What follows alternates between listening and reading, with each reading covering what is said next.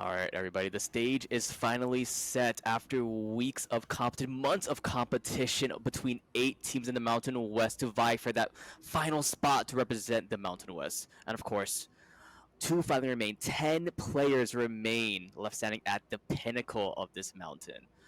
On one side, of course, we have a back-to-back champion looking to get their third title in a row, while the other is the underdogs finally trying to claim their spot at the top. Of course, we have to wait and see who will win this. I'm Professor Layton. Joining me, of course, is Beam, and we are here at the 2024 Mountain West CeeLo Grand Finals between SJSU, Spartan Esports, and University of Hawaii, Esports.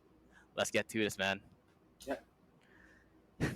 Well, how are you doing today, Beam? Are you excited as I am? We're in for a best of five between, a very deep rivalry here.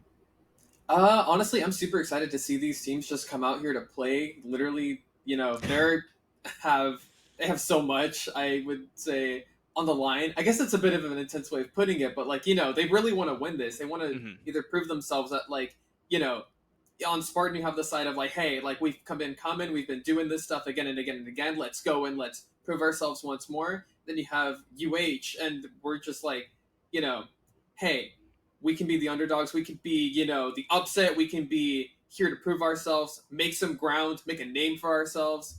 And I'm pretty excited to see what's going to come out of that.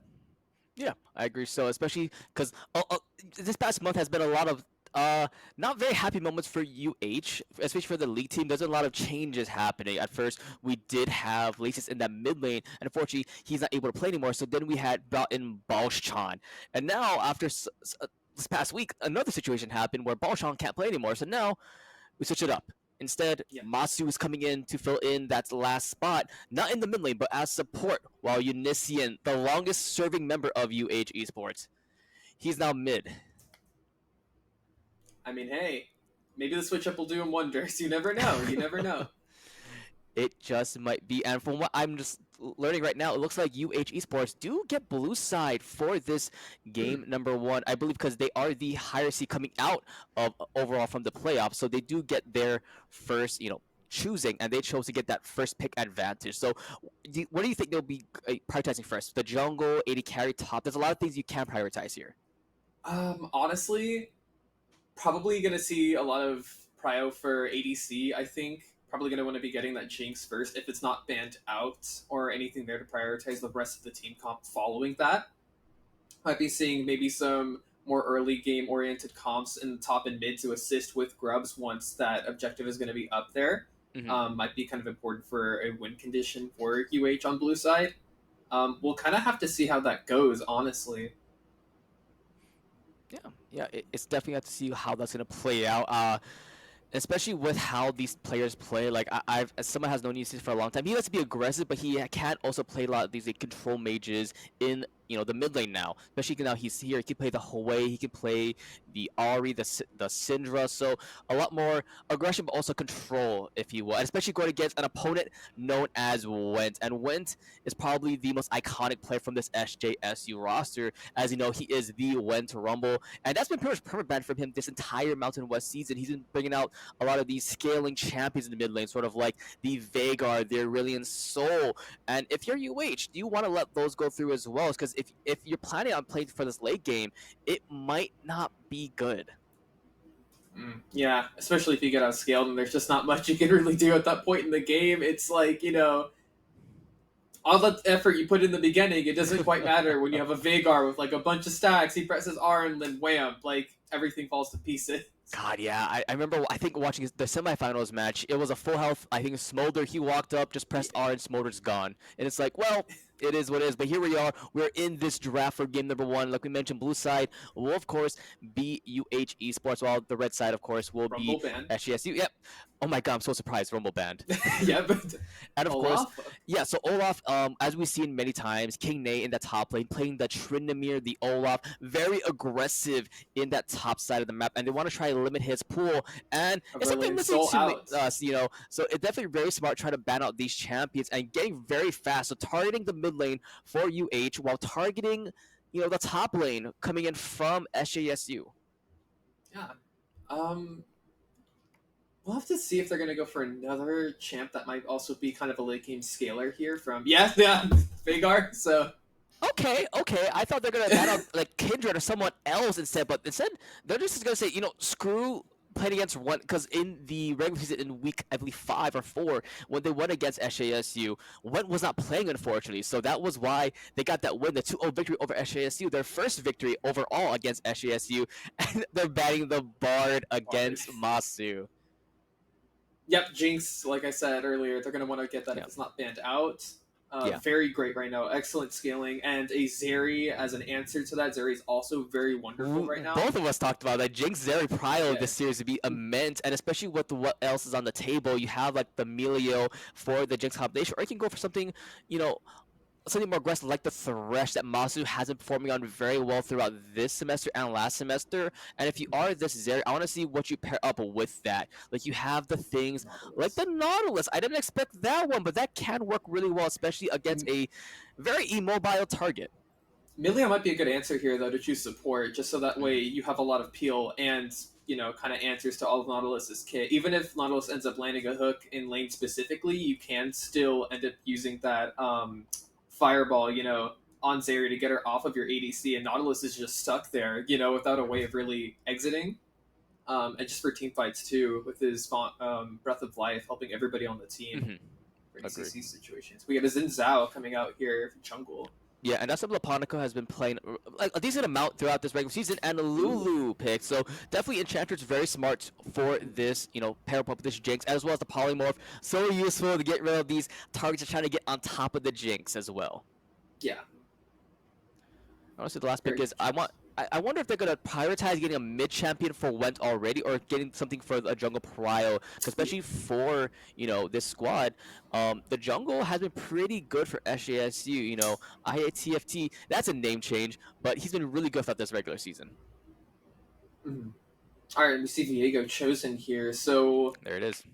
yeah, pretty much three matching ADC support and jungle on both sides chosen out. We're gonna see a mid lane ban Ari. Okay, so they don't want Mm, something that's gonna be super, controlling in lane or yeah. super aggressive. Yeah, yeah, especially since now, because they are in order, they did see that Unison, like we mentioned, is playing mid lane, so they're used to him playing as support, but now he's mid lane. They looked at his champion history, like I said, plays out the Ari, Oriana, Syndra, Hui still left up, and Hui is a really big pick for them if they can lock it in, especially if you have the Jin Zhao jumping in there. You just throw your abilities on top of Jin Zhao, and you can get a fear or a lot of burst damage on top of the target he's on top of, but instead they're banning out of the table, so very smart from SJS, from the Spartans.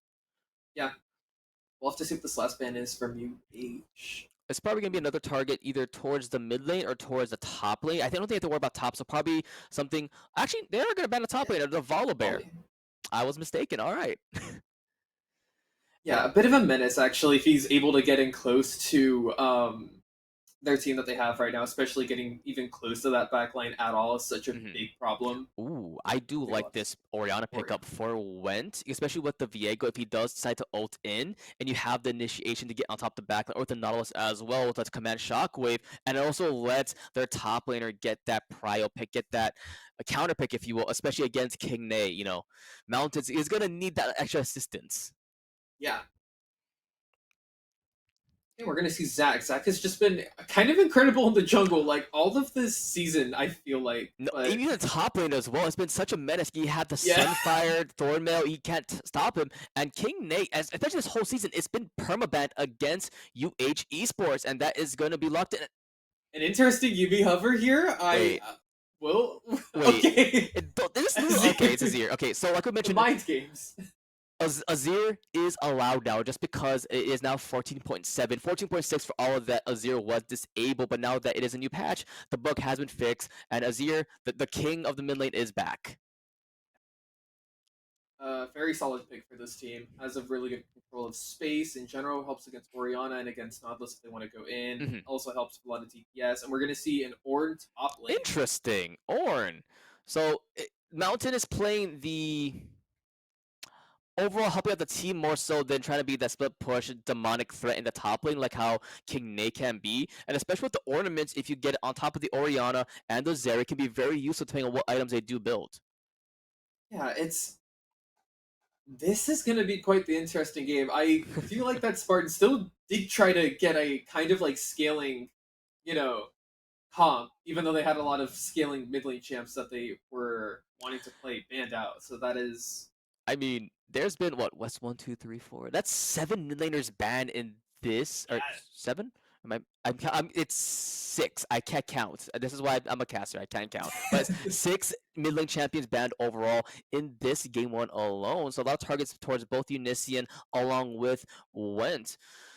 And I want to see how this mid lane, like we mentioned, the mid lane is the point I want to watch. One of the big ones I want to watch the most is we didn't see Went last time around in that SJSU versus UH matchup, but that was when we had Omea, ball shot still in that mid lane. And now with Unician hopping into play, I want to see how that sort of changes up a bit because Omea was definitely a louder voice for that UHE squad when he was playing. Yeah.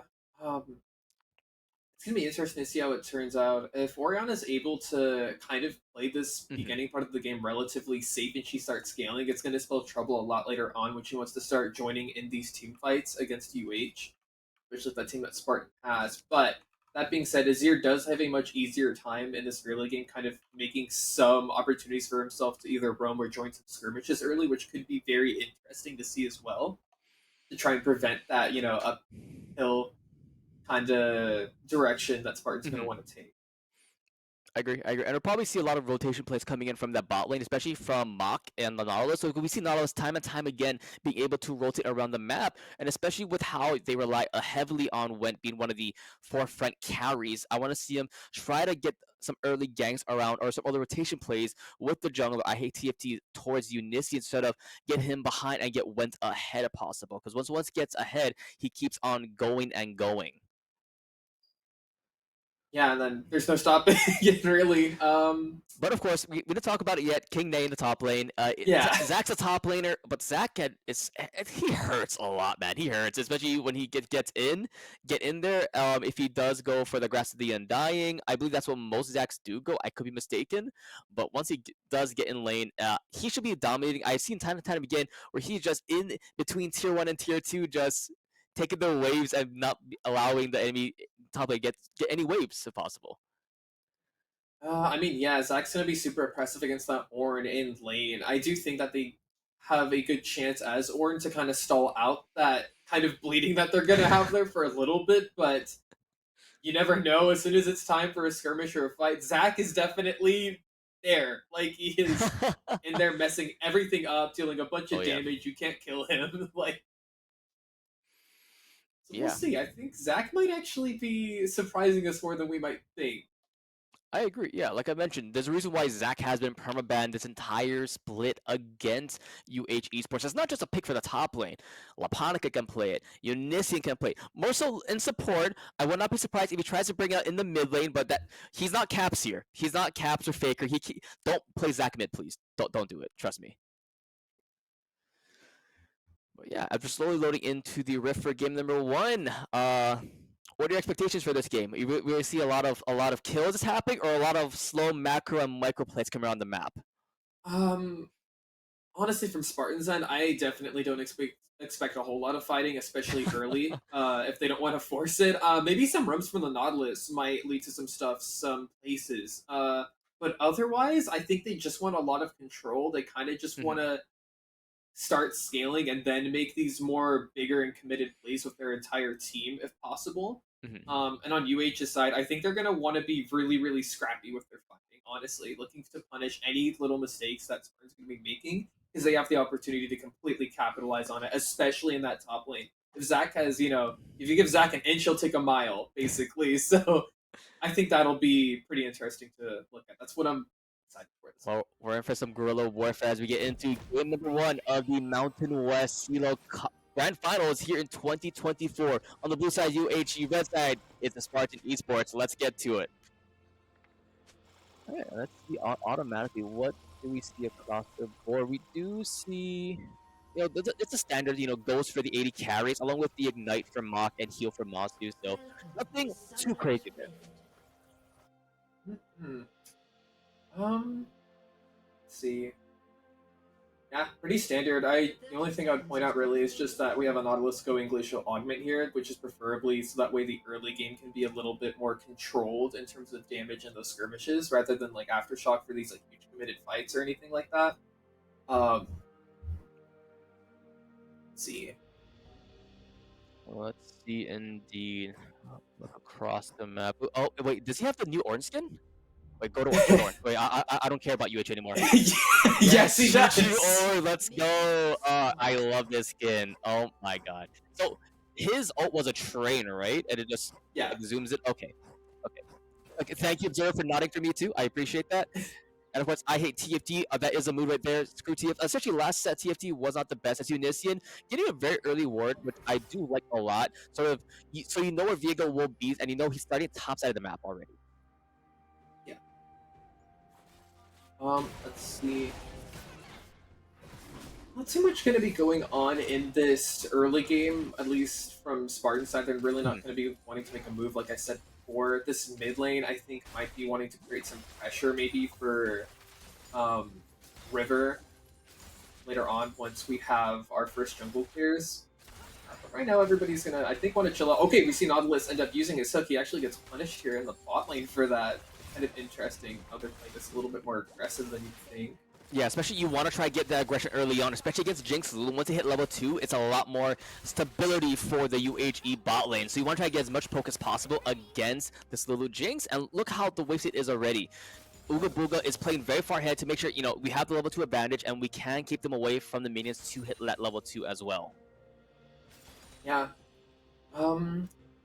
Meanwhile, in the top lane, I think we're already seeing Zach get pretty scrappy here with this Ord. Really, you know, going for these heavy trades and whatnot. Zach is, you know, the man for this. He is the blob.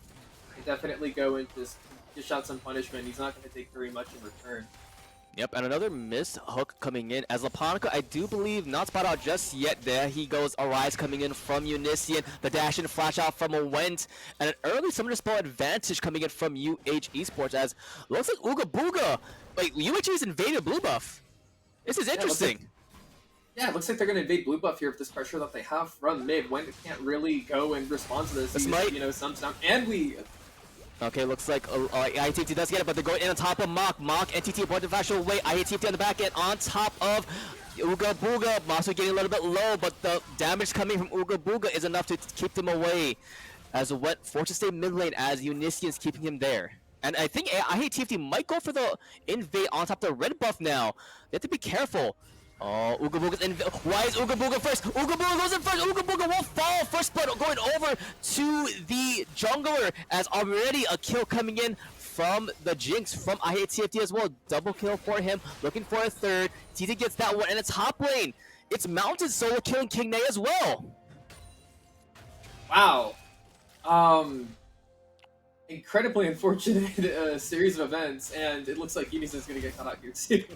We talked about is this gonna be Mach roaming as the ignite on top of Yanishi. Yanishi should fall one more auto. He should be. Oh, he's alive. JK, I lied. So that rotation there, that was actually a beautiful invade to get that blue buff. But I really think that after that play, they needed to kind of retreat back to their lane. You know, everything was kind of settling down. There's no reason to go go and try and contest those skirmishes, especially if Nautilus there. You know, it's like you gotta wait for Jinx and Lulu, you know, to. I mean, one, get to 3, but also if anything, Jin Zhao should be the one to lead. It should not be Ooga Booga walking in ahead of his jungle, ahead of his support, and eating that hook from the Nautilus, and especially when the Dredge Giant hits, you're sort of CC'd for a little bit as well, so he's unable to do anything, blowing the flash late, and yeah, it's just a nice overall set of plays from the Spartans, already 4-0, only less than 5 minutes into this game. Yeah, that is an incredibly good start, especially for a team that was wanting to play a little bit more control early. That's a huge advantage. Luckily, at least mid lane, we only lose, or yeah, basically just lose a TP for that play, that gank, but... Oof. Yeah, and it looks like as well, Unician going for the grasp of the undying setup from this Azir to have more sustainability against this Orianna, because he expected that Nautilus would be rotating a lot towards this mid lane, which has been, you know, seen. Nautilus already showing twice in that mid lane. So going for that more sustainability on Azir is very smart. As well, King Nay already level 6. Mountain should be following very shortly, as you see, going in. Yep, Let's Bounce is available. Let's Bounce is there, but Call the Forge God is coming up. Call the Forge God. It's a choo-choo train coming in on top of this blob. Getting chunked down just a bit. The passive from Mountains does a lot against this tank. Yeah, actually, really great setup there of the wave from King Day, getting a slow push in so that way he Mhm. could force Ornn to fight inside of that big wave. Couldn't really win that trick 1-2. Oh, command shockwave, not doing too much. Like we mentioned, a little bit tankier for this Azir, so able to, make sure he stays alive. Laponica is spotted out by the nice vision in the river, but Scuttle should be his. Should be. Yeah, as bot lane Masu flashing from TT, Masu will fall. Ooga Booga wants to go in some more, getting the rocks on top of Mach, and TT would now be 2-0-2. Yeah, that's kind of what Zeri wants to do in this bot lane, really, is to kind of establish her presence early against this Oh. Jinx. Oh, I hate TFT getting caught catching out Laponica. Laponica going back to the Grump, gets the Grump. Level 5 is achieved. King Ney is here, but will it be enough? Laponica will fall. Jin Zhao is back though. He is arising from the death as I hate TFT versus King Ney. The bounce on top of him. I hate TFT should be able to get away here. Or not even close just yet. King Ney though will fall. King Ney! Unfortunate sets of circumstances as Masu is there, but Masu has to be careful as Mach is also there. yeah, that invade was honestly super clean from my TFT's end. I would have not thought that Viego would be able to push his limits there and grab, 2 kills in an invade. But, I mean, Viego's starting to scale. He's starting to get a little bit fed here. He wants to push that lead as far as he can. Yeah, pushing forward and forward as much as possible. As, Laponica getting very more so scared because you see Mach coming in so much into the enemy jungle, so they don't know if there's any deep wards in their jungle. So far, all they see is that control ward in that top side of the map around their blue buff area. So to be very careful. Level 6 should be almost up for TT if I'm not mistaken. Yep, There it is. All right. And now you have to be very careful because once, Zeri is in a Super Saiyan mode, once they, they use everything, and yeah, you have to be very careful because once the burst fire hits, it does so much damage. As a charge in from Ornn should be fine. Should be fine. Sit up down just a bit, King Ney. Yeah. He's trying to use these slow pushed waves to try and fight Church Ornn inside of them, but it looks like they're going actually about even here. Yeah, just about. Yeah, just a little bit. Yeah, Laponica spots out the vision in the tri-brush. Like, Dragon's still alive, by the way. It is going to be a Cloud Drake to start us off. But with how the current wave states are, this should be an easy Dragon take for the Spartans. Yeah.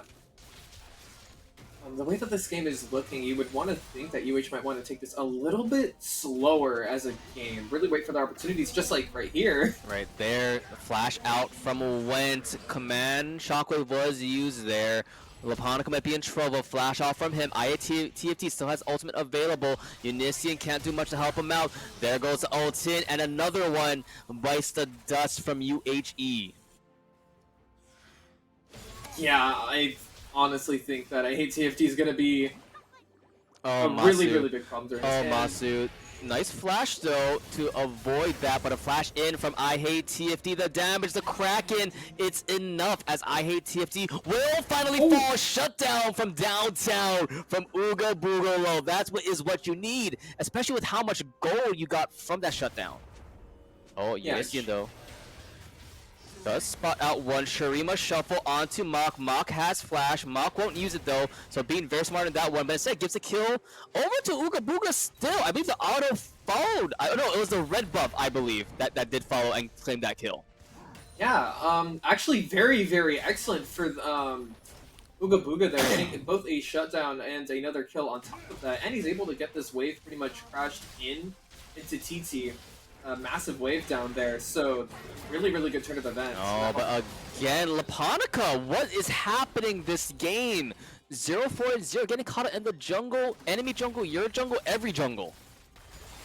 Yeah, Laponica making an invade there with Viego already, wanting to path top at this point in the game for those grubs is incredibly risky. So, yeah, just not the best decision there. Meanwhile, on the top lane, we do see Ornn is kind of down some resources for this Grubs if they want to mobilize this team to get there, but I don't think they really will be able to. Yeah, there's no real vision in that top side of the map from UH Esports, so this is a pretty free take from SJSU. Laponica, he's down so many camps, so much levels. He's just at level 6, while IATFT is level 8 already. So he's very far behind in resources, so Laponica has just to worry about, farming up his jungle and making sure that he can, be able to at least at some point contest against IATFT in this end game. Yeah, pretty much. Laponica just has to kind of recover his tempo here from a lot that he lost due to these Nautilus rooms and from this Viego invading him.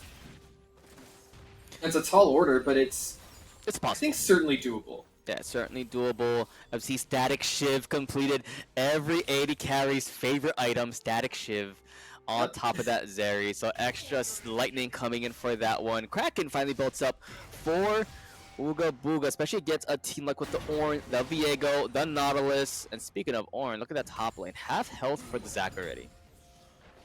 Yeah.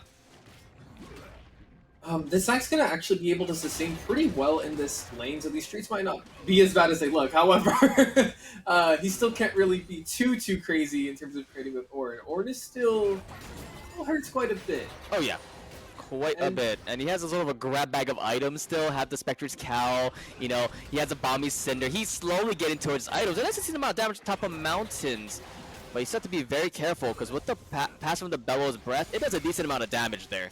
Yeah, with the portal being applied and everything. It looks like Viego's gonna actually, hey TT's gonna be running up to this top lane. Hopefully. Okay, looks like I thought he was gonna go for a play top there, considering Zac was getting a little bit, lower, a little bit kind of worse for the wear. But passive is up though for Zac, so won't fall just yet. But instead, they're focusing towards this Jinx that has been popping off more and more. Here comes Mach though, but Laponica is here. Ultimate is ready. Dredge line does land on top of Ooga Booga. There goes everything at the kitchen sink as IATFT kills Ooga Booga. Laponica sending them away. Mid lane, Command Shockwave negates a TP coming in from him. Double kill going over to TT, and TT does not get one. Actually, it was double kill towards the jungle of IATFT. I apologize. Yeah, big skirmish, big wins for Spartans there. I mean, really, it's one of those things where it's just kind of a stat check. We're just seeing who's ahead at this point, and it looks like Spartans have definitely gotten there. But that was but we see a shutdown from... That was from his Super Mega Death Rocket again coming in. But I Hate TFT says, alright, I'll do it again, and gets Donald his first death. TT, though, trying to get the turret. The slide and dive is ready for TT. Ghost coming in from Ooga Booga. Flash up in a couple of seconds, but the Zap will get it, and now it's 4-2. And no, he's 420, and he's blazing through this game. Yeah, and now we actually have TT down for this dragon, which it means that UH might actually be able to make a move here for it, especially with this jungle showing up that side. Yep, choo-choo, goes the train. There goes the blob, there goes the passive, and yeah, we saw it all. But now it looks like with that, they see they see the Viego top side, they will be getting this dragon. So one Drake apiece, and now it'll be a Mountain Rift as well. Yeah, that actually helps quite a bit for Laponica to recover his tempo a little bit here. He has a little bit of downtime. Looks like he's going to actually reset, though. That's smart. That's smart. I definitely think you should do that. But a TP from the Ornn, though, on the back end. There goes the O on top of the Lulu. Ooga Booga is fine just a little bit. Laponica goes in, has to be careful. Dreadnought should be up there. There goes the Zap. The Lightnings are crashing down as Mountain is now on a killing spree. And UH has to give up their turret here. Yeah, these skirmishes, now that the Spartans have are starting to get really close to their power spikes or have hit them kind of already, they're really wanting to get their entire team together to start doing these bigger skirmishes or these bigger team fights for either objective control or control of some parts of the map now. Yeah, Herald was taken there, so it wasn't the 6 grubs, unfortunately enough, for UHE, so that's still something that is a bonus for them. You see top side, okay, he's backing up, so first turret for UHE will not be taken, but that is a lot of gold bounty available. First turret should give him a decent amount, as looks like now just a lane swap for SJSU. Same with UHE. Instead, looks like Uga Booga might be going mid lane, bot lane, mid lane. He's going mid lane. Okay. Deciding, yeah. Sorry, I've played with Uga Booga before. He likes to be the one in the side lane while his team's objective wise. So I want to see him, especially on a Jinx. You want to be with your team playing around the map. Yes. Especially to start scaling, and especially because you need that peel for Jinx. She's like an ADC that isn't really going to be able to do anything on her own, especially into this team comp. Yeah, especially on this team. You see on the minimap, you do see the Viego, I hate TFT, wandering around the enemy red buff. King's coming out. They do see Unician there. Top side, King, they do some damage on top of mountains, but the mountain is something you can't traverse just yet. I've been there, Mock. I know what you're trying to do there with the hook, man. I've been there, man. I felt that on a spiritual level. Don't worry. Laponica, Zap goes out from Uga Booga. They want to try dive this. There goes the traps. They spot out TT. It lands, but there is one. Uga Booga gets dredge line yet again. Uga Booga in the front. Uga Booga will fall to the might of I hate TFT. TT gets one. Another one for the jungle. There goes the reset city, baby. But look at the health bars. It's so low. Unician is there. Shrima Shuffle was used earlier. Can they catch out Unician? They do spot out one. TFT and TT just getting out. Oh. Okay, never mind. They don't get out, but Command Shockwave not available. They want in a double kill for Unician. Unician, he subs into the mid lane, and Unician wants more. That's what made that one gets it on Uga Booga. What? Alright, he's just sniping everyone. Flashing, let's bounce, and UHE, their spirit will not falter. They're still fighting as they want more. They make it this turret as well. Really incredible positioning by Unician there to catch everybody out after they were trying to go for that tower dive. I think Spartan got a little bit too overzealous in the lead that they have. I mean, even though Jinx, yes, is a little bit unprotected there, you really shouldn't try to contest her when she still has a tower and she still has some sort of like heal in the front line for her. Like, they took so much damage during that fight that, of course, somebody else shows up there, Unician, it's just over. He can clean up everybody else without much, you know, there's things needed. And then the Super Mega Death Rocket coming from Booga Booga on top of that, you know, getting This more man kills is onto what, that 3 for Jinx. 3, 4 for 4 Yeah. with his Super Mega Death Rockets as Masu shot a 1v1 TT randomly. Okay, buddy, I don't think you should do that. Red buff is there. They do spot up, find the control ward in their own jungle. Oh man, what an explosive game so far. It's Laponica versus I hate TFT. Not gonna win that. Looking like my score whenever I play jungle right now.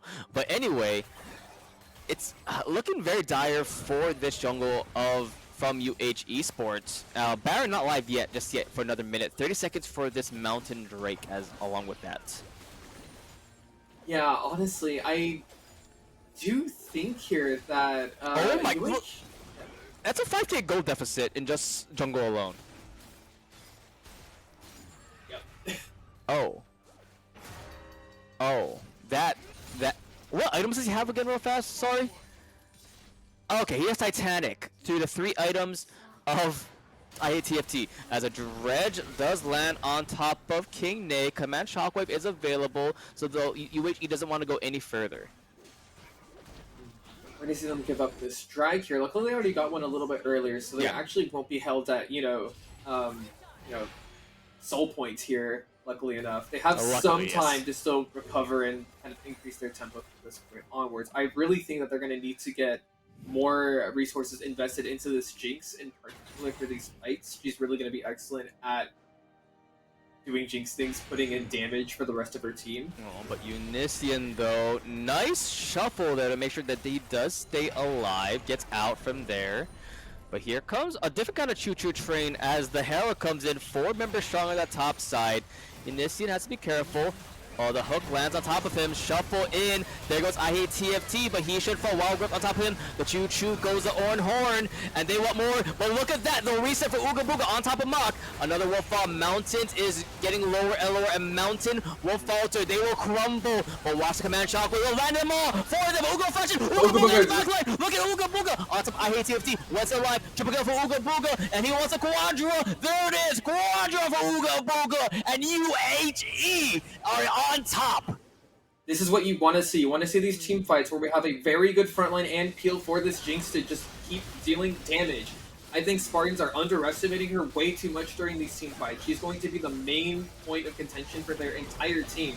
And I don't think it helps either that they had Orianna still split pushing when that fight started. When you know that the entire team for UH is going to show up to that top lane there during that little skirmish. Uga Booga is a madman. Yes, incredibly good play by flashing actually forwards into their team to avoid the shockwave. That is incredible planning. And it seems like we might have the infamous spectator bug. So if you guys are unfamiliar with this, it means that unfortunately, this is where it ends for us, I believe. At least for game 1. So what happens is that when this happens, you're unable to watch any of the rest of the game unless you get the replays from the players, but I don't think we want to do that, if I'm not mistaken. So it's unfortunate. So yeah, it's an infamous bug with League of Legends right now, where once this happens, you're unable to do anything. So pretty much, we're in the waiting game until this game is over. Yeah, it sucks, Beam. It sucks. I know. I had this yesterday twice in a best of 5, and you can't do much about it. So it's just a waiting game. So I'm not sure if we want to stay on this or we're just yeah. So I feel like at this moment UH definitely, as you see in the goal, the goal definitely fluctuated a lot more in their favor now. But we have to wait and see, as I believe we might be going to a break for this. Yeah. Unfortunately, it is what it is. So yeah, as we go to a break and we wait to see what happens as of this game. So don't go anywhere, guys. We'll be back in around 10 to 20 minutes, and we'll hopefully see you guys soon. See you then.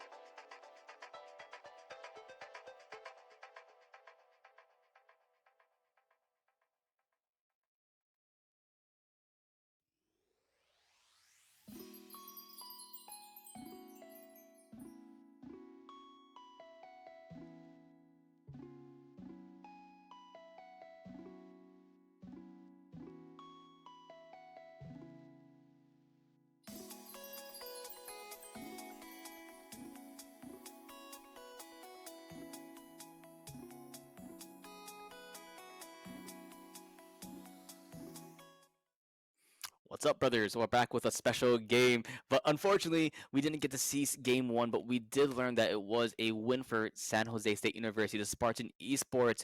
It was a back and forth that we saw at the 21-minute mark, but after around 10 or so minutes is when it started to look a little more dicey. Of course, the MVP of that game one for the Spartans, of course, had to have been I Hate TFT.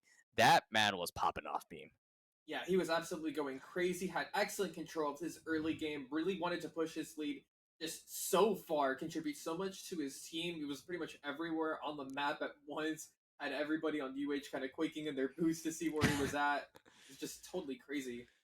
Yeah, there's a lot of focus from UHE towards the mid lane, but I think you do have to keep an eye on this enemy jungle because you saw he could pop off on Viego, and I know he's played the things like the Kindred, the Jarvan, so a lot of things that make him, do a lot of damage.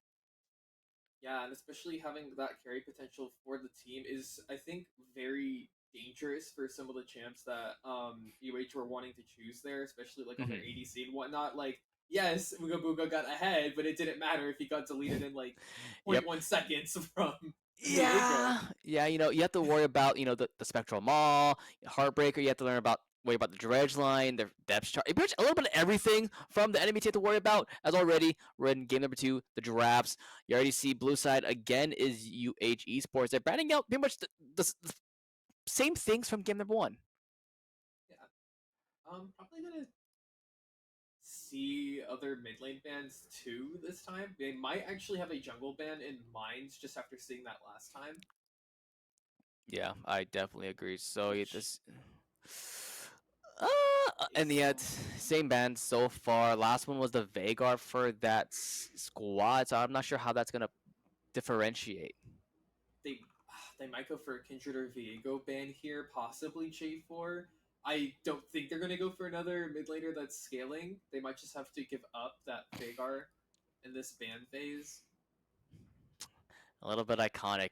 SJSU and having pretty good Vagars. I know back then they had infamously SJSU ran this Vagar and Vayne comp that was very scary to play against. And I know Unician has a PTSD from that one. Instead, we'll be taking that away again. So the 3 bans. And again, we see the Bard and Olaf ban from the SJSU. But now Azir getting taken away from Unician. And instantly the Jinx, it didn't do too bad, but it'd be very careful because you can't be a frontline Jinx, Ooga Booga. Don't do it.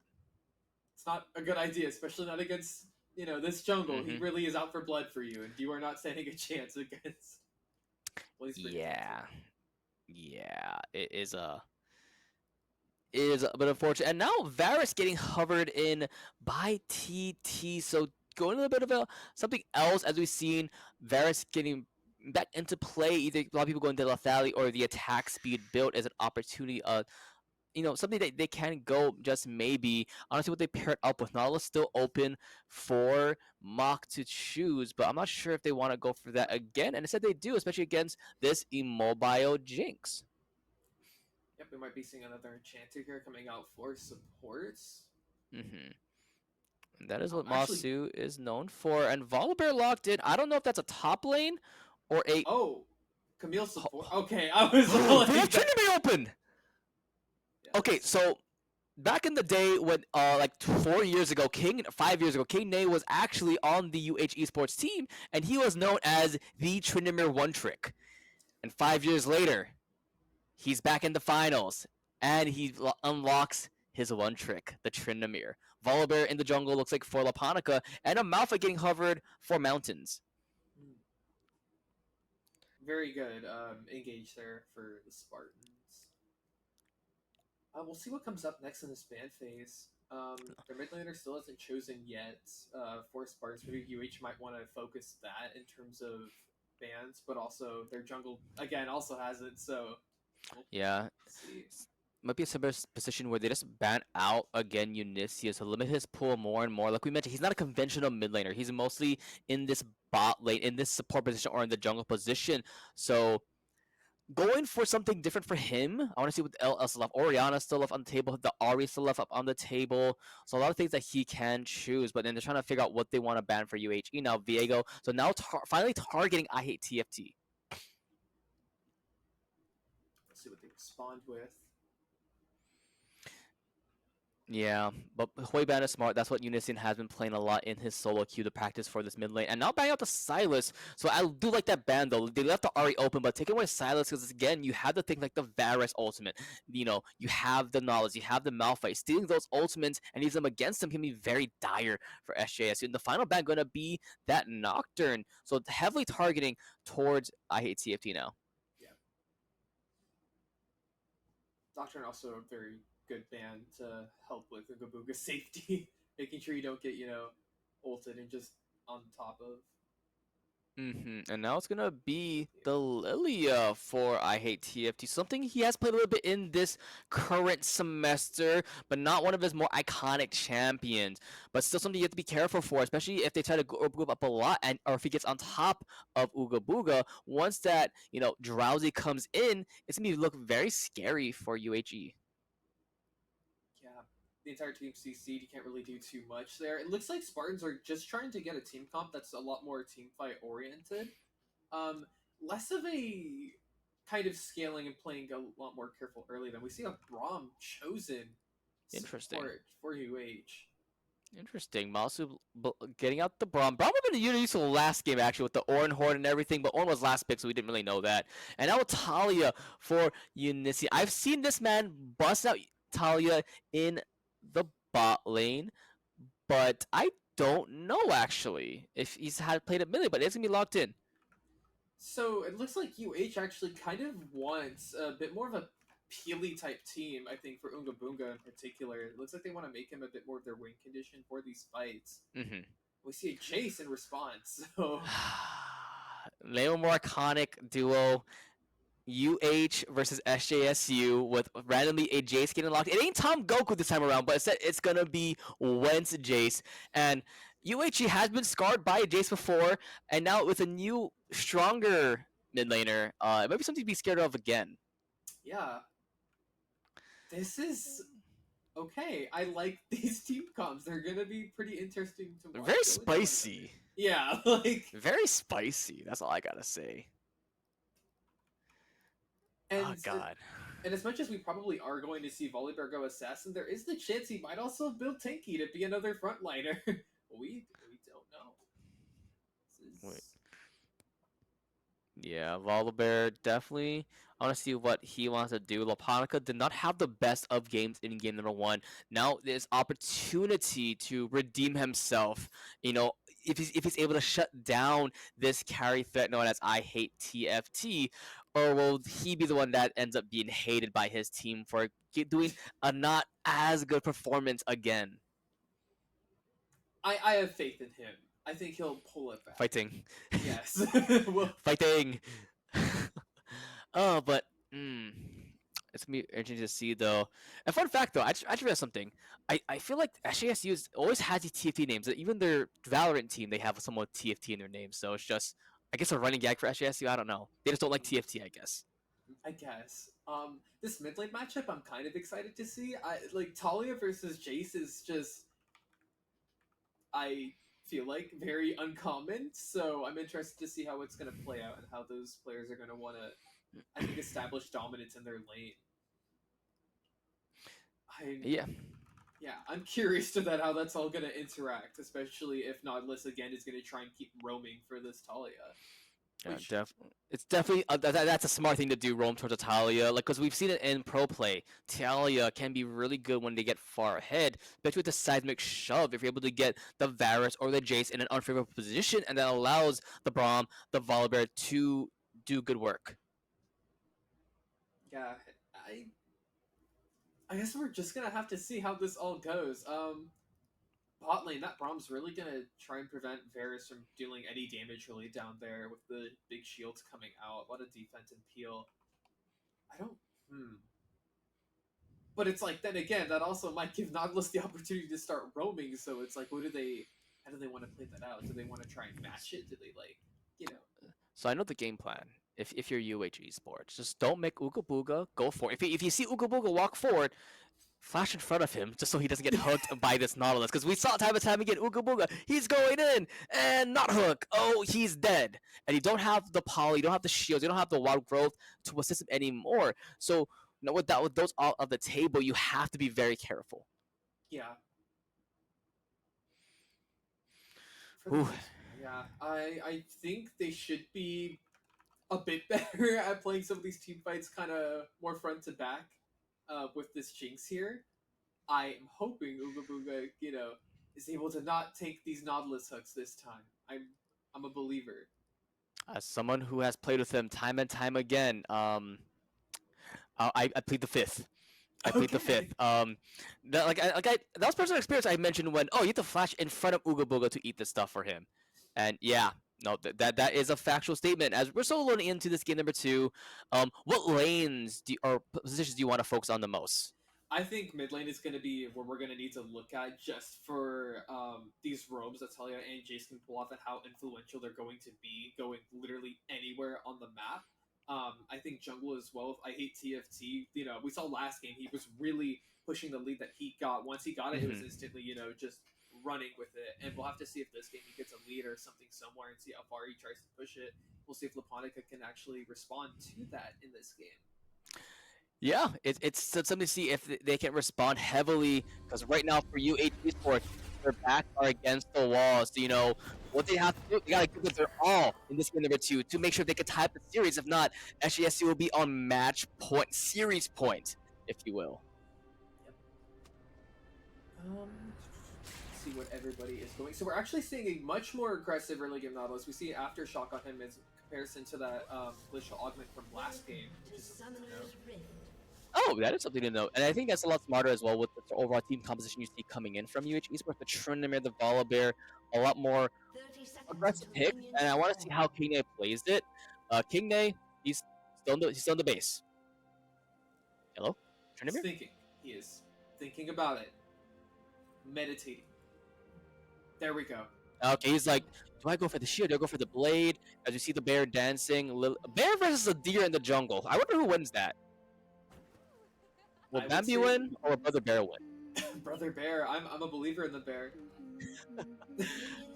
Brother Bear indeed. As there's a standard like 5 point start coming in from UH Esports, making sure there's no cheeky invades coming in. Or if you're on both teams, you don't want to invade against a Bart, you don't want to invade against a Nautilus, so very safe coming in from both teams. And again, Unician, he's played jungle before. He's played support. He knows about these early aggressive wards as King May. He's Let's gonna spot go. it out. Yeah. Goes for a quick trait there. Righty.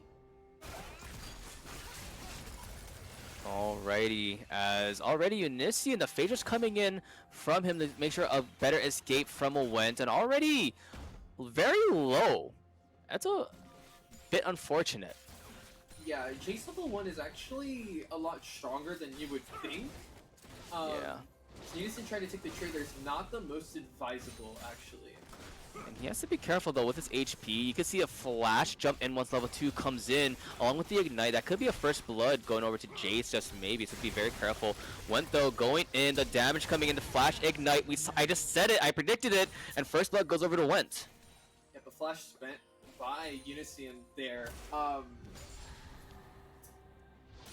Yeah, Jace is kind of a menace to be messed with that early. You still gotta respect him, even if you think you kind of have the advantage in the lane. He can still pop out and burst you pretty hard, even if he's left with not a lot afterwards. If you're dead, it doesn't matter. Just don't die, Fivehead. But we didn't talk about too much. Top lane though, that's a 2-wave discrepancy for Kingne here. It's zoning out mountains from this, and this is something we expected in this Tryndamere versus Malphite matchup. Just early on, Kingne having the advantage over this, as Mach is just he's doing hook champion things in the bush. Yep. I want to say in that push, they just kind of obscured for a bit, get some better hook angles onto those ADC, onto Oonga Boonga there. What a dive coming in from here. Flash coming in from this Volibear. And it's a 1-for-1 trade. A little bit of an interesting dive coming in from UH Esports. Yeah. Huh. You're just going to trade there for that tower dive. Yeah. Only flash spent was by Laponica, so still summoner spells available for both Kingne and Mountains there. Scuttle opposite of the maps, and yeah, Nay, honestly, in the better position though with how his minions were located, Yeah. but it does allow him to, have an advantage coming back to lane. As Unisian using a lot of mana though to try and poke out Went. Seismic shove will not land. I hit TFT though. The deer is coming, but that's about it. Yeah, not a whole lot there. There is a pretty good trade in Unisian's favor, but he is also a bit lower on mana now, which isn't going to be good into Chase. Won't be good. Mockin is trying to get some awards around the enemy jungle. Does get spotted out though, so they do know something is happening in their jungle, or vision is there at least. And that's a blasting one early on as well for I Hate TFT already. Nick's going to take a short trade there, although there's a lot of minions, so it kind of just doesn't quite go in his favor. Doesn't go just yet. No, a lot of damage coming in. Malphite just clapping him. Flash available for both of these characters. Level up is there. Flash in from Mountains, and the Mountain will fall on top of King Nate as Went goes in. Should fall here, so 1-for-1 trade. Yeah, just trades across the map already. Yeah, Unisian at least gets a shutdown from that, though, notably enough, but looks like his wave is also going to get shoved in, which isn't, or... Yeah. Isn't too good. That fight in the top lane, I don't think that was the right move to try fighting Malphite there, that big of a wave this early. Even though Trinivere does have some, interesting healing with his Fury, it's not quite enough at this point in the game to sustain a fight like that. Yeah, a little bit unfortunate, and also unfortunate that a pod's coming. Looks like TT had a disconnection, unfortunately. But I do want to point out though, you do see Nautilus already there in that brush. So once the pause is coming out of it, they need to be very careful, especially with how the positioning is. King Nate will be there first, and Went's already rotating. What we can see. Yeah, even though it's technically a 3v3, I mean, with the position that Laponica and King Nate are in, it's more like a 2v3 with this. Unisian can't really start fighting, or he'll just get turned on by those three. Especially if Nautilus there, you can't just get hooked. Yeah. Just completely shut down. So we'll have to see how they play this out. If they're going to try and reorganize themselves, give up those grubs, or just try and fight it out. Yeah, and both ignites are available for both Went and Mach. Flash is available as well, so if they do want to do some fishy situations, that is a possibility. Though notably, if Nautilus does whip his hook and lands into the wall, this could give them the opportunity to go either onto Went or possibly I hit TFT in that position, so we'll also have to check for that. Yeah, like I mentioned, no TV for Mountain, so he won't be there immediately as well. Braum looks like he should be rotating though, so slowly he'll be there, maybe a little late. We mentioned two grubs are the ones that left, half HP for both of them. No smite for ITFT, but smite available for Laponica. But yeah, so overall, and you do see already the armor coming in from the Malphite, and King Nate has 3 long swords. He has a lot of swords. I don't think he has enough hands for them. Just imagine him. He's Zoro. He actually has his 2 swords in his hands and 1 in his mouth. Actually, yeah. 3-blade style. He's gonna do something. I don't know. I mean, we'll see. Some unfortunate issues there. TT's not having a good time right now. That is very unlucky.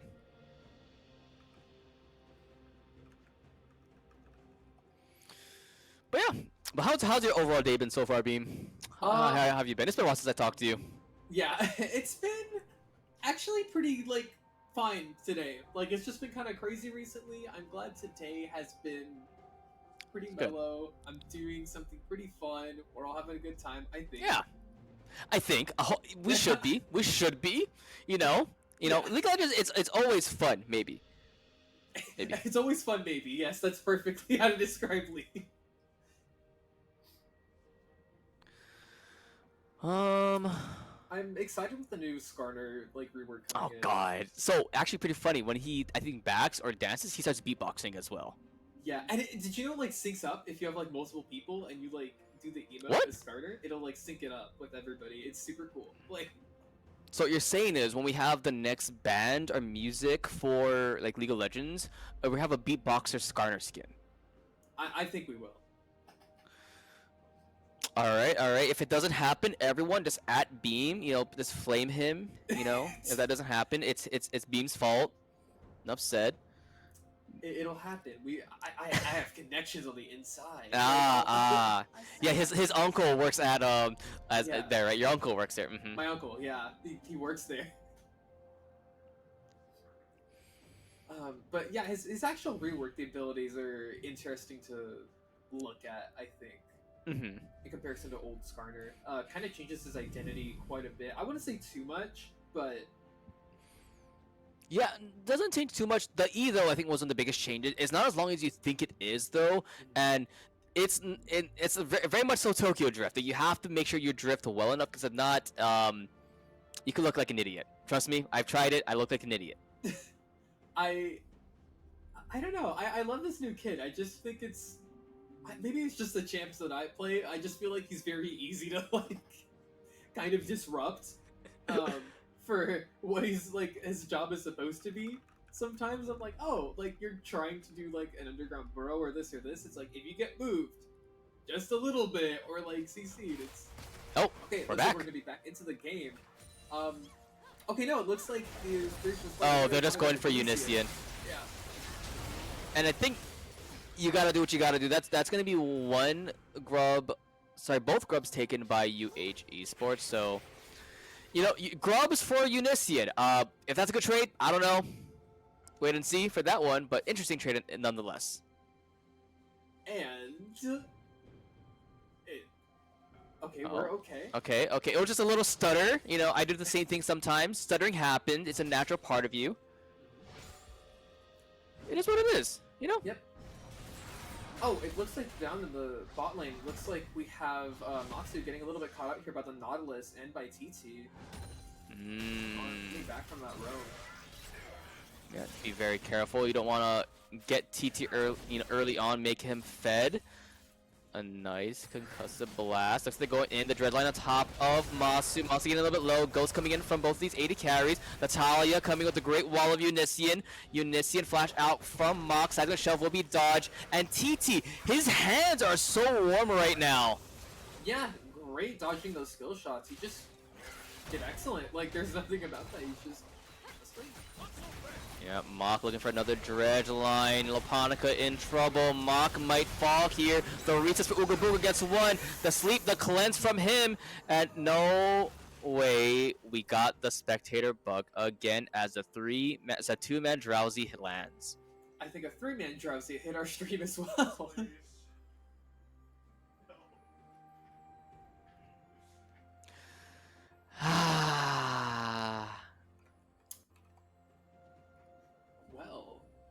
Well, if it happens, it happens. I think at this point, I don't know what we're gonna do. Okay, so it's not just us; it's also SJSU stream that is also having this issue. So we don't know what's gonna happen. I'll be honest, it is what it is. It's in the finals. League of Legends hasn't really updated. Spoiler, Ooga Book gets a kill. Oh my god, I'm so surprised. Yeah, we can't do much about that. Only thing we can do is if we restart stream, and we just take the Discord stream from one of the players, and we just have a spec delay, but I don't know. We don't know. We have to wait and see, but yeah, I think with that, we're gonna go to a break as we try to figure out what the heck we're gonna do, but we'll try to keep you updated as much as possible, but I'm Professor Layton, that's Beam, and we'll be right back, hopefully.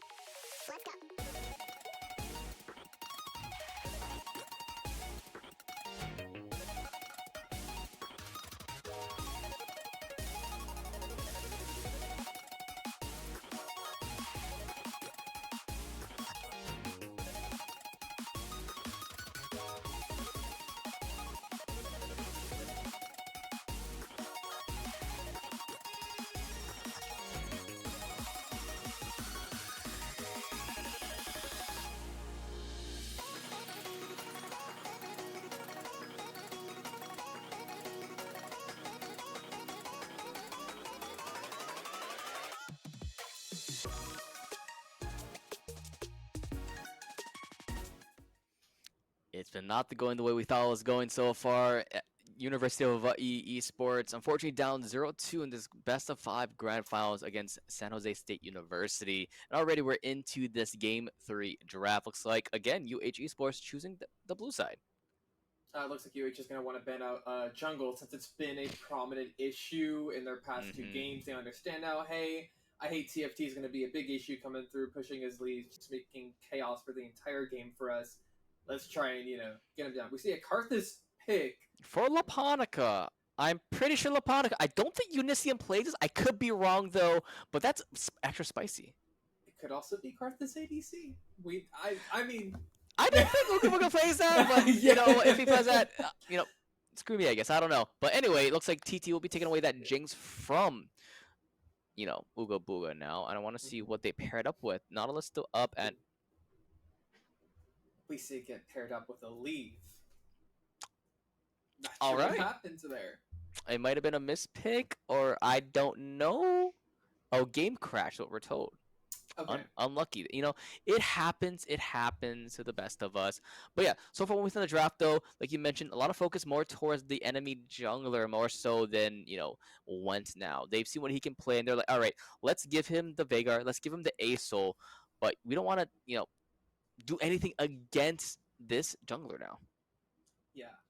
I think they're realizing that I Hate TFT is going to be their biggest threat towards their entire team as a whole, rather than Went. And I think they got to put a little bit more faith in Unician. He's been performing pretty well these past two games, at least against Went. So I think they got that under relative control.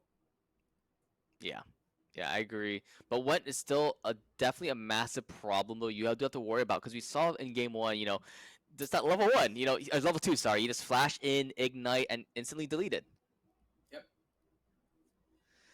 All right, now the rest of the band. So we do see the Jinx, and Asol is the one we talked about last time. One of the hyper carry late game scalers, along with that Veigar, now locking it in. I want to see what else they have planned out. 80 carry still up for UH Esports if they decide to go for it right now. I wonder what they pick. Zeri's still up. Aphelios is up. There's a lot of things still up. Aphelios, yeah. Not surprised. Aphelios, that is the Uga Booga special. He is known for playing that champion time and time again. And the Yone, more likely for King Nay. Maybe. I don't know yet. Maybe. Yes. Oh, Chase? For King Nay or for Unician? I don't know. So it is a flex pick, though. So it could go to either of those two lanes. So that pretty much showcases that. That should be Laponica's Karthus, though. All right, last time, we mentioned the Nautilus still up and primed and ready, but instead it's gonna be a hover. Yeah, the Cho'Gath in the top side of the map. That's definitely something. If it is gonna be a Jace versus Cho'Gath, so going for a lot more comfort, but a Hekal Rim. Okay. I have not seen this champion in a long time. Neither have I. Okay, so we are cooking with some spice here in this game. We are. All the stops. Braum ban from before. Yeah, Braum. I don't think it was too much of an issue last game, but definitely, taking that out from the table, out of the equation. So definitely, I like that out. So also, trying to make sure that, it blocks out more of this aggression from Masu. And Nautilus, thank God, finally banned out. It helps out Uga Booga. Yep, just gotta stop that. Stop them from getting everywhere all at once. Everything, everywhere, all at once, indeed. And the rest of the bands, a lot more focus on the support is my guess for this game because the junglers have been picked, the millionaire has been picked for them, and now Lulu banned out, trying to assist this Aphelios, and Aphelios is a pretty good one along with the Braum. What else is left open though is the question that they tried to go for. Thresh still up for Masu, and now Volibear banned out as well. Yeah, interesting Volibear ban. I wouldn't think that the Spartans would want to run that top right now, but anyways, we see a Rakan come out. This is actually pretty good with the team comp that Spartans have right now. Super versatile, super getting in, getting out, providing a lot of CC, still some shields, just kind of some disruption overall, which this team really, really likes. And a Pyke to answer that, actually. Yeah, we're getting for a very spicy draft. The only champion that isn't unique from the first two games is going to be that Jinx so far, and the Jace, sorry, Jinx and Jace, they're just swapping team sides for the most part. Last thing available will be the Yeah, mid lane, if I'm not mistaken, for them if they decide to do this. I'm not 100% too sure just yet. Wait and see though. What's Oriana still left open? The Crocodile. So that's going to be a Jace mid now. Jace versus this Aso, while Renekton versus this. Is it still going to be Cho'Gath? Or are they going for something else? I don't. A lot left open. Orange still up on the table if they want to go for that. Like we saw from the game number one. You can also go for that Cho'Gath they hovered earlier, but I don't think it's a good matchup for the against that Renekton though. What does Mountain have in their pocket? It He's like looks Zach. like it No, will be the Aatrox. all right. His best this impression the Aatrox. All right. So let's look at so Renekton versus Aatrox, Karthus versus Hecarim, Jace versus Asol, Aphelios Jinx, and Pike Rakan. Interesting. Interesting. Yeah. Um. Very interesting team comps we have kind of on both sides, how they built these teams. I'm trying to think. I think Spirit is gonna, or Spartan's gonna have a really good time in kind of more extended team fights with, Mm-hmm. I would say, their entire team there. Acel's going to be a problem, especially if he's able to start scaling. We might still see Rakan still go for some roams, though, similar to that Nautilus pick. Might be primarily what it's used for. I don't really see them being super aggressive against that Pike of Felios if they can Yeah. help it. Um, Pike, speaking of which, an interesting pick into this team, since he's able to kind of get into Asol and Jinx's space if he like really needs to set up something um, for someone else on his team.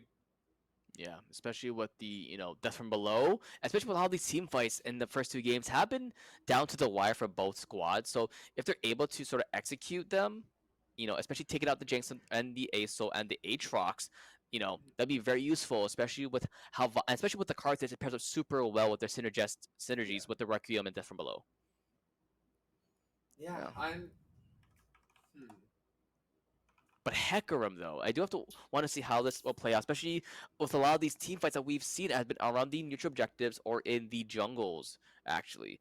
So, and with how the AOE effect from the Onslaught Shadows with the fear, it could be very useful, and it might allow this Jinx for TT to get a lot of resets in. Well, I was gonna say the fear would also be incredibly helpful in trying to set up for maybe either Aatrox or Rakan if they wanted to follow up on that. If True. that's the initial engage, like if you get a fear, especially on a really important target, let's say like Aphelios in the backline, he gets feared. Rakan can immediately just dash with his whole entire kit, and then it's kind of a disaster from there. Like No, it is a possibility. It's a possibility. Hmm. we're gonna have to see this game out. Like I am so interested in how they want to play this. It's gonna be spicy. Let's say Yeah, it's gonna be very spicy.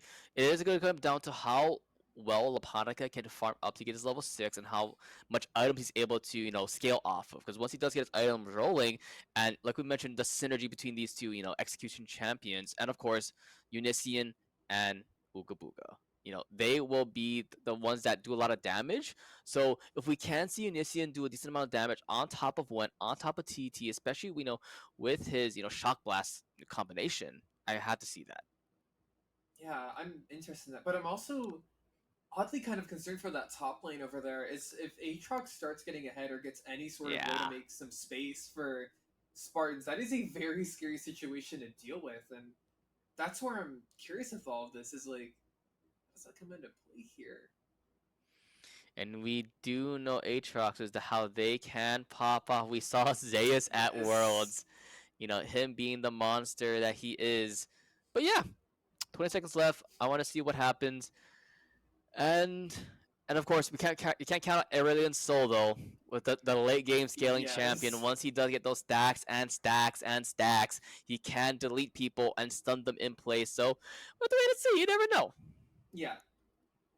I think the main thing we're going to look out for is probably going to be our top and bot matchups for this, since I think that's going to be where our junglers respectively are going to want to start either I mean, probably not as Karthus not making any plays, but True, true. looking out for them, being careful of I hate TFT trying to make a sort of power play in either river, since that's kind of been what his game plan is always to make something happen there and then push onwards from that point.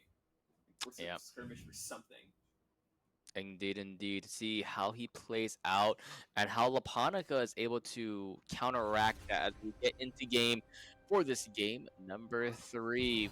Again, blue Yeah. side, red side, San Jose State University. Here we go, Beam. Yep.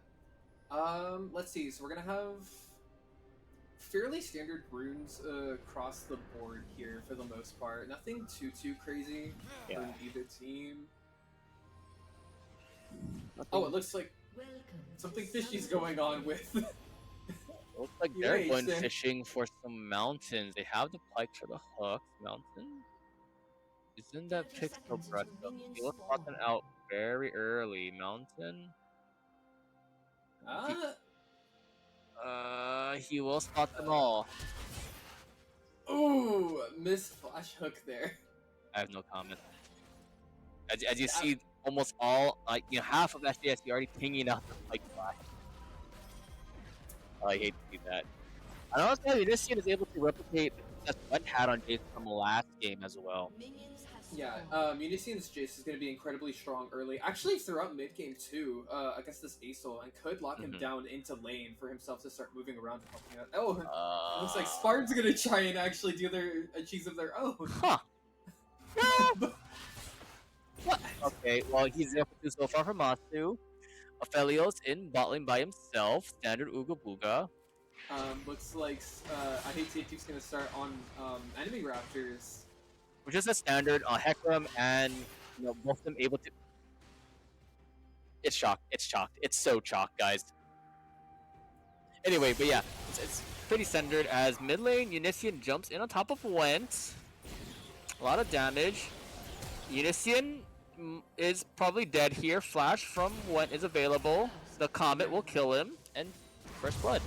So I was gonna say, Asol is actually a lot stronger than you would think level 1 due to his Q and how it like builds up that little Stardust passive and everything on whenever he's auto attacking.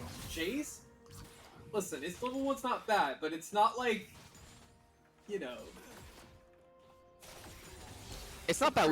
We saw from the last game, it was pretty good as ITFT looking at bot lane, but I don't think you have opportunity to gank as level 3 against, you know, a Pike and a Phelios. Look at the wave state though. Top lane is pretty much as we expected. King Ney at the early advantage, but I want to see how he's able to have that early advantage into, you know, escalate towards that mid to late game. Because as we see time and time again, he does well early, but mid game is when TFT and Mountain sort of becomes those big units in the front line.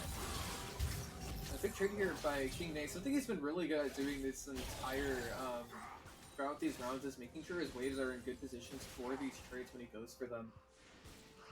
Ends up actually doing pretty well there. On this mid lane, Unician is now level 3, which is pretty good for Chase, able to get some damage onto this Asol in lane. He might go for an all-in if Asol stays, but looks like he's not going to. Yeah, but bot lane Masu with the kill. Ignite on top of Mach. And he goes Mach down instead of Mach 5. Yep.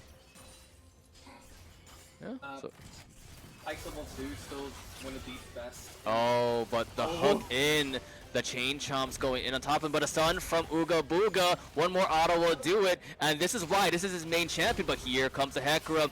Goes up from him. Ooga Booga trying to stay alive, but that's one for I Hate TFT. Loving this play so far. Ghosting in. But the stun coming in, but Went in the mid lane will fall to Laponica and Unician. So kills across the board and better early game for UHE so far. Yeah, really good to recognize Jinx's misposition there by Matsu. She was a little bit too far in front of her minion wave with nothing really to block any of the hooks. Good on recognizing that to go into E and then hook instead of trying to do the traditional. Oh, cancels the back, and Unician should fall to I Hate TFT. Mach will, yep, there it is. The slice and dice from the Hecarim will slay him. Oh, that could have been A bit of a cleaner play mid if Yeah. INTFT wasn't Heckroom and able to show up everywhere on the map at once. Speedy Gonzalez. Yeah, Okay, but I got so scared for a second that both of Felix and Pike weren't moving, and I'm like, no way, it happened already. No freaking way. But they're just, being cheesy. Mid lane though, or sorry, jungle, you see Laponic on I hate TFT. The charge is already done. The damage from Karthus has the proc of that. Nice damage. One more tick of the Tootsie Pop will do it. He will fall to the Karthus, as the damage will not stop Went, as a nice stun in the bot lane. Flash from Masu. Chain Chomps don't land. Knock up from this Rakan. Just take him away. TT has a ghost away. And you know what? Very aggressive overall from UHE so far. yeah, I really love that. I love the kiting on Karthus there from Heckroom, just saying like, nope, you're gonna have to respect me, my damage. I may be Karthus early, but you're gonna have to respect it. Like, don't come near me. And then getting punished for that. Really got a unique scene for landing a skill shot there too. Yep. That actually helps Karthus end up securing grubs there, which is, hey, pretty good. For once, the grub advantage for UHE. That doesn't happen too often, but you know what? We'll take it for now. And there goes the Bone Skewer on top of the Rakan, but he has a lot of escape potential. If they lands on TT, that might spell disaster for SJSU though. Back to this top lane, nothing too crazy here going on. It looks like King Nay's gonna start another slow push, maybe looking for a trade soon. Yeah, look at the items. Pickaxe for King Nay, while a cloth armor and a longsword for him. The Conquer procs on Mountain. Some damage coming to play on top of King Nay. That's both of them trying to do some work. It's pretty good side steps from King Nay too. There. Oh, I don't know. Yeah, I don't believe Laponica was spotted out by Went there, so he should be fine. Level 6 should almost be available for this Karthus. As it got, TT hasn't backed in a while. Still saving that Kirk shard. That's about it. There goes the knock. The stun in place. One more will do it, but here comes I hate TFT. Ooga Booga wants to fight though. Ooga Booga flashes in. The Requiem will fall, and that's a double kill. Quadra kill for Laponica! Oh! Okay. What? So, in top and in mid, they both had been all-inning, I think, and that Karthus R was so perfectly timed. It got all of the fights happening on the map at once. That Quadra. So. I'm so speechless, and you could tell that I don't think Laponica expected it either. That he had to stop a bit, as Unician getting caught up just a bit. Ignite in play on top of their Mock is there to back him up. Laponica slowing him down. I hate TFT will not fall just yet. Flash from Unician will get it. Unician is still alive. You do see the bot side though. Rakan is getting meat fought. Ooga Booga is there. Ultimate is available. Not available for Went though. Dashing in. The skies will not fall. Just hit exhaust on him. Ooga Booga gets one. Masu wants another. The dash out from Mock and Esports. They're across the board. They're winning. Yeah, they're doing incredible with these skirmishes here. I really love the way that they're playing around this Karthus and those, I think it's also a mistake on the Spartans then to not respect the damage that he's going to be outputting. It's still good, regardless if it's this early. He may not be the best out of potential, but he's still, a force to be reckoned with. Forced to be reckoned with indeed, as we saw. It's a clutch. I'm still so speechless from that. You'd never see that, especially in a game as part as this, as Ooga Booga with a kill on top of him. Masu has to stay alive. Masu with the stun in place. The reset for TT though, but it's not enough. Double kill for Ooga Booga, the AD carry for Esports. Yeah, unfortunately there, it's red and white. You do not fight that on Aphelios, and it looks like CC and Mock tried to. Oh, Unician though, getting a fight, knocks away Went, and just trying to fly away. Nice flash from a Went, but Unician showing that even though you have your signature ace, so it's not enough. Yeah, great job by Unician interrupting the fly with his own form of CC. Yes. Oh.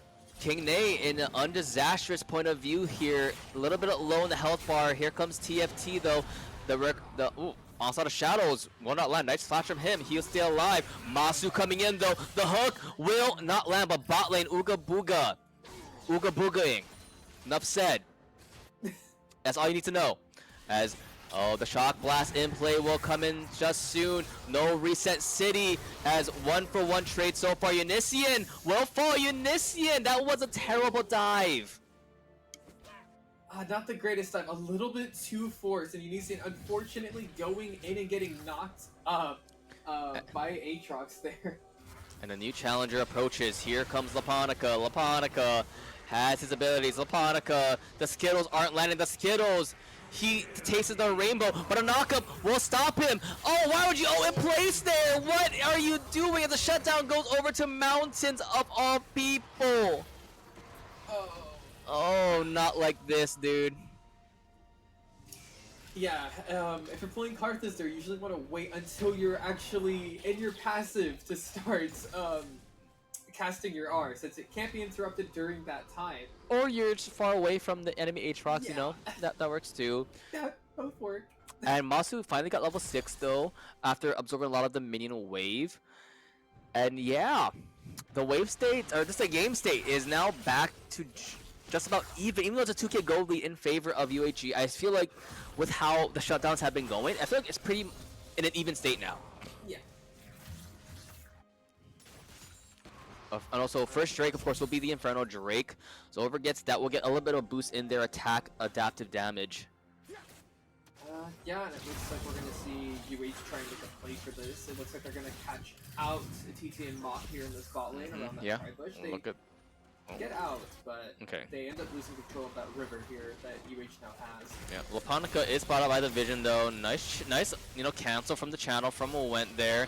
Dash out from Masu. Half health for the King in the top side. Went will slay Unity in the mid lane. The ultimate is there. The World Ender may end him soon. So Mega Death Rocket will whiff go wide. Masu, a lot of fighting. There's a lot of tickling from everyone. Booga Booga has to be careful though. The quickness can kill him. Unison trying to dive once there goes a little bit too wrong, a little bit too, you know, a little bit too much sauce getting lost in there, Unison. Although it did set up a very good play for Laponica to grab that dragon without Azel showing up in that fight, which was nice. Yeah, indeed. And already Azel with the Rylai's Crystal Scepter, very far ahead from Unison, who's not only has components of his first item above him in 20 CS already. You do see Laponica on the side. Ultimate is available in a couple seconds. Dashes forward. Mach still there. I don't think you want to go any further with the quickness on board. Mach's on a face check. This explosion goes right into Laponica. Actually, no. Oh, the quickness. A knock up though. The execute. He gets out though, unfortunately, as everyone is slowly falling. The reset for TT. Ult Requiem is available. Could slay Mach. Chooses not to use it though. Interesting. As the Initian flash away should be fine. Now, Azel's gonna. Oh! Yep. Super Mega Death Rocket, enough said, as all it takes for a kill. As now it's 3 versus 3 in the grub count. Booga Booga. He's up in CS, but the kills are pretty much even. You do see the item differential here. It's one item apiece. Static shift for TT, so it's a lot easier for him to clear these waves. Yeah, I feel like for this team fight, they're gonna start needing Ooga Booga there actually to provide some form of sustained damage for the rest of this team. Okay. Yeah, just a simple skewer, nothing too much about it. The shield will pop from Masu there. Kingney has to be careful. Kingney has not had a good time this game, so he's up in CS, but the 1-for-1 trades are definitely going in favor of Mountains. Yeah. As the game kind of resets. Oh. I think you still can reset it here. Don't want to overfight here. Masu, he's running himself. He forced to use the E to dash away though. So the undertow is going to be not available for a couple of seconds. Skewer in place. But you know, Laponica is there though. As mid lane went the CC, he is airborne. He's flying high as a killing spree for Went. And top lane, Kingney has to be careful.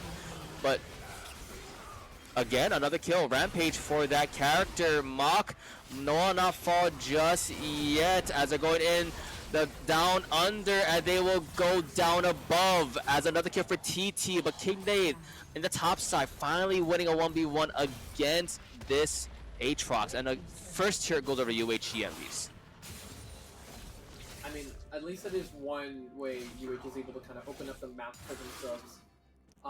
That bot lane skirmish just it didn't go very well for them with Laponica getting caught out into that river. It meant that Uga Buga and Matsu had to get to that fight a little bit later, and by that point, it's basically a 2v3.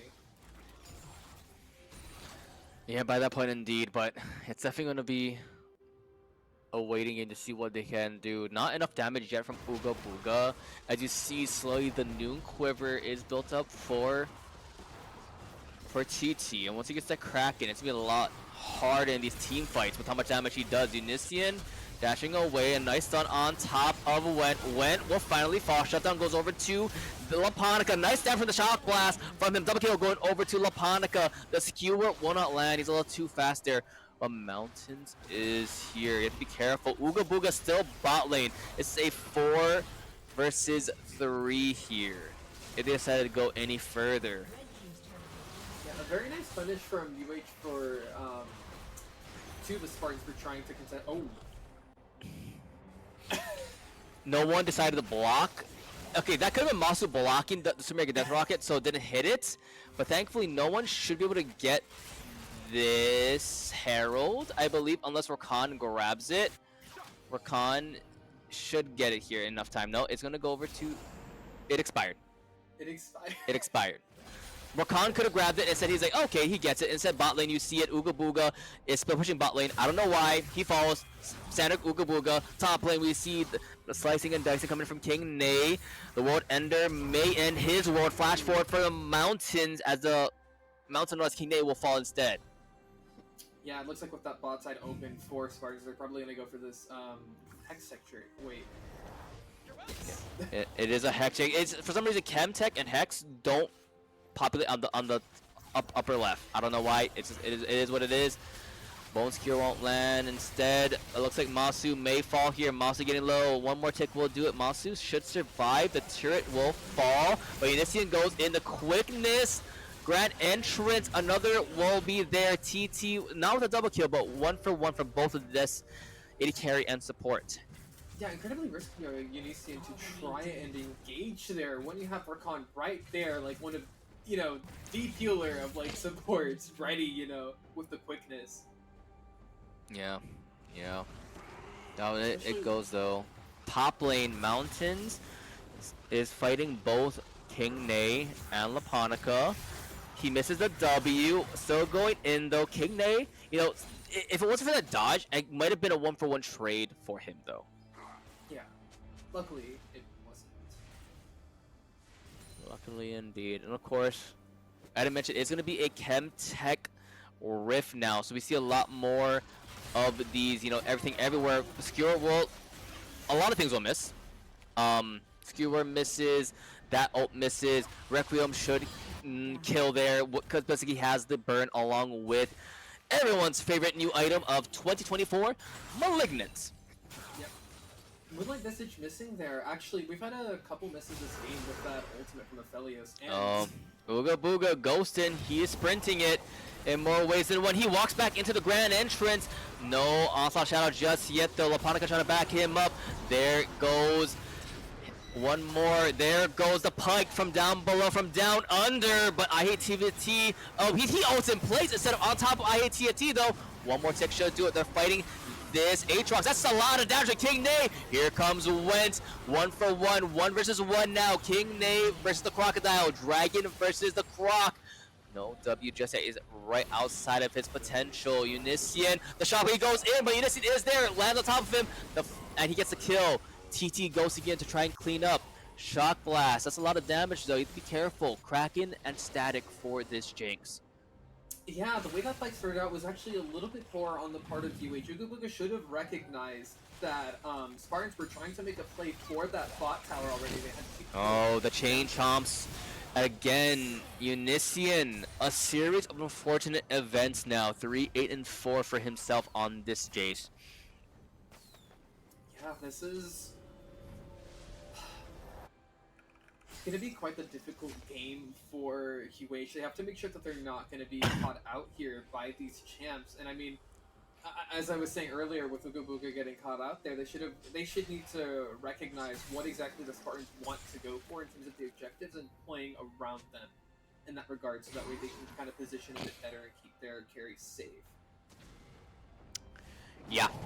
Because for the most part, Spartans tend to be moving almost kind of like wolves, like a little bit in a group. They're tending to pack themselves up for their next objective, even when facing the tower or something else. Yeah, as a nice skewer from on top of Mach, but I don't think this is the right fight for you to do though. King Nate in trouble. Grand Entrance in the quickness will slay him as a double kill going over to TT. Shut down along with that. Baron finally up 3 versus 5 for this, but looks like they're not going for the Baron just yet. Yeah, again, same thing. Just you gotta recognize they want to grab that bot tower. They're gonna position most of their players either near there or at least leaning in lane towards that bot side for that. And now that Baron's up, they should probably Spartans are gonna give us some tops. Yeah, but they're going for it. But look at the damage potential from UHE. The Moonlight Visual will not land on anyone. Wentz coming in. The damage from the skies above. Insta double kill coming in from TT, but the Requiem, the damage, look at it go! They're all so low! IAT forced to do the damage. Flash out from TT, TT will survive. There goes another one. Pike gets a kill, but Hecarim gets a kill on top of him. Masu on the hunt. Masu no longer has the resets. The Chomps coming down. Masu, the last man standing. Looking for TT, not spotted out just yet. I hate TFT finds him out instead. King A also coming here. No, watch him, Nay, as he's going in. They want to go on top of TT. The damage, though, one more tick will do it. King Nay instead will get the kill there. Oh, you have to be careful. I don't think you want to hook him here, Masu, just to get out, get in and get out as they go in on top of Went. Went getting a little bit low. The Bone Skewer is available, but oh no, he is running it instead, sprinting it down as King Nay dashes back in, gets Went with another trade. So that's some wins for UH Esports. Yeah, at the end there, King Nay and Matsu should have recognized that they didn't need to make any more of a play there and that they had the opportunity to back off. They should have taken that before Spartan had more people come over. Even though they get wins, it's a bit problematic. Unician, they spot up Mountain. The Grand Entrance, the quickness will stun them all. Moonlight Visage not available. The Moonlight Daylight, whatever it is, as Uga Booga trying his stamina to survive, but it's not enough. Another one, double kill going over to TT as 15, 4, and 8. Look at this Jinx's numbers. Yeah, this Jinx is going to be probably the biggest problem for UH going forwards in these fights. Yes, Acel does scale, but as of right now, Jinx has items. She has levels. She's her right now. This is going to be the biggest point of contention for the team to go and handle.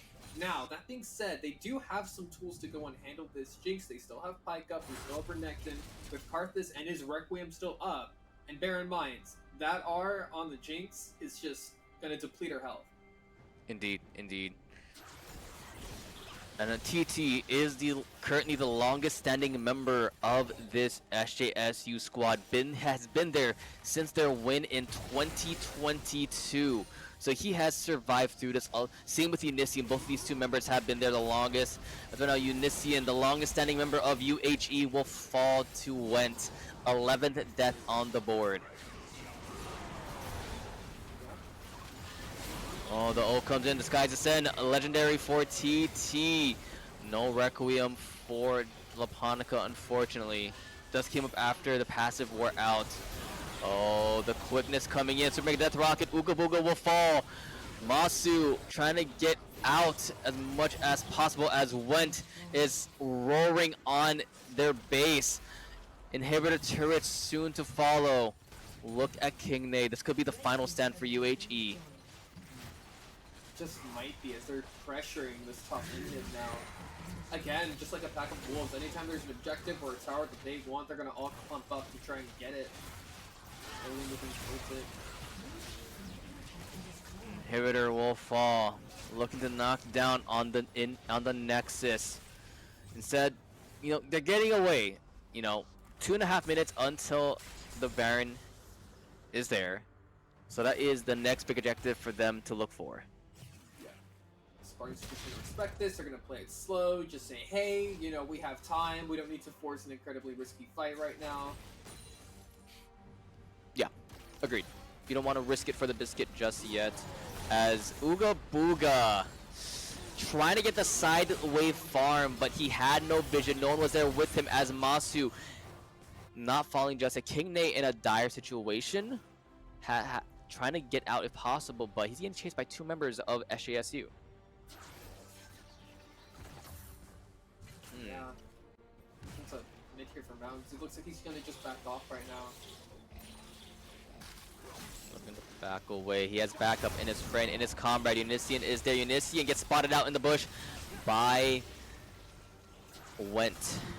Let's be careful. Ultimate coming down. They hook in Mach. I don't think that's want to hook up though. Aatrox going in along with his comrade. They have to give him up though. King Nay will fall. Hecarim is there. I hate TFT. Blast planting in. Shock Blast rolls in. Unician dashes in though for some reason. I think you want to do that. The Flash Grand entrance. That should be a kill. The reset from Masu is not enough though. One more should be able to do it. He has it up. He won't get. I hate TFT has a nice kill though, but he will fall to Mountains mid lane. Last 2 standing is Ooga Booga and Laponica. Ooga Booga still alive. Not for long. Requiem is available. Look at top lane though. Gets Went. Gets TT. No, Went will survive because the Zanyas. But Aatrox is in the base though. Aatrox is getting another inhibitor. And Aatrox probably won't be able to end here, but with 2 inhibs down, this is going to be a major disadvantage for UH. A lot of...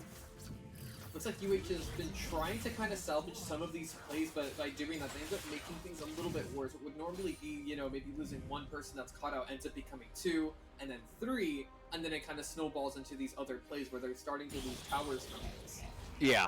There's a little bit of a going in 1 by 1. The communication, it feels like, is severely lacking of what they want to do. Some people want to go in, some people want to get out, as like going in on these weird initiates. I'm not a fan of it. No, it looks. I think UH honestly needs to just try and take their time. You have Karthus, you have Athelios. Just take your time and wait for opportunities that might be a lot more favorable in these fights, because it's not impossible, right? For some of these champs, it's just you gotta wait for the right opportunity when you know you have someone like actually caught out, or we have an objective here that's they can't really contest or something else, and they're feeling far between opportunities, but they're still there. Still there. Bone Secure on top of Mach, but he has the grand entrance to get out. Still. Look at the base though. Super minions are in the base. Getting more and more turrets. Jinx. Got the dragon though, so 2 Drakes apiece. Laponica's the one to answer the base though. As King Nate soon to follow. TT.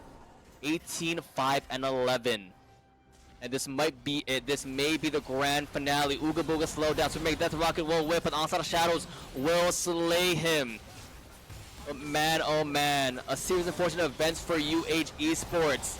They had the good early game, but in the end, you can dread it. You can run from it. But San Jose State University, they are undeniable, as they are gonna look to claim themselves as the back to back champions of the Mountain West and their representatives into the main stage.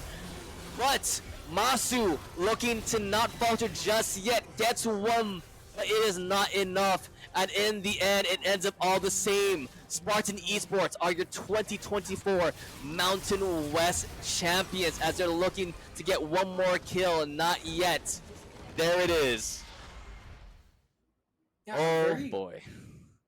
Very interesting games played by both teams there. I really did enjoy seeing this draft in particular, just kind of the different, kind of spicing it up compared to the previous 2 games, right? We only saw Jace and Jinx come back here from the previous 2, and they were swapped teams. How Spartan, I think, played to their team's advantages, I think, was very good to try and kind of clump everybody together towards a certain objective, even if there's nothing up, to be like, hey, I want to make space for this tower, I want to whittle this down, and kind of start to snowball that pressure on and on and on. And they did a great job of taking advantage whenever UH would try and respond to that by punishing them for their numbers disadvantage actually, and so they would have everybody kind of run and group up to these fights before could really even notice that that was happening for the most part. Clearing out a lot of vision beforehand, just having really great area control here. Um, had kind of a strong early game, but ended up just, I think, losing it to some misplays a lot where somebody gets caught out and they want to go and assist that person, but really it's like there's nothing that can be done. You should just be, focusing on something else on the map or whatever you were doing previously. And yeah, I think early on that's where we lost some things, especially with the Karthus going down in the river, and then you had Uga Booga and Matsu try and save it, but they both ended up dying as well. Yeah, for what it's worth, UH Esports definitely put in a peculiar situation this past month with a lot of swaps substitutes happening this past month, losing out on Lacius as well as Balshan, forcing their starting support in order to go into the mid lane. So it happens, but you gotta make the best of a bad situation. And unfortunately, the bad situation led to a 3-0 in favor of the Spartans for this time around. But they still had some great plays. Oh yeah, We of saw course, Uga of Booga do course. some really great fighting in some of these games. Had some excellent Mega Death Rockets that came out of him. We saw some really, really cool Requiems. I've never seen a Quadra that early from Karthus. So, like, hey, some pretty good team fights, actually. They almost recovered that second game, doing their front to back, actually. And I think, honestly, with some more plays like that, some more consistency in that area, like, they can really shine, honestly. So they still gave the Spartans quite the run for their money in that regard. Yep, but best of luck to the Spartans. They're going on to the Collegiate Championships, the main stage for the CLO. So we have to wait and see how they go up against schools like Fisher, Weber, these titans of the CLO scene. But any last words, Beam, before we send everyone off? I hope Skarner gets a beatboxing skin. Yeah. Hey, it is what it is. But yeah, And thanks. good luck to everyone. Yeah, good luck to everyone. Thanks everyone for watching the stream today. Of course, shout out to our production, to PogChamp, Mr. Gunn himself. Without him, this wouldn't be possible.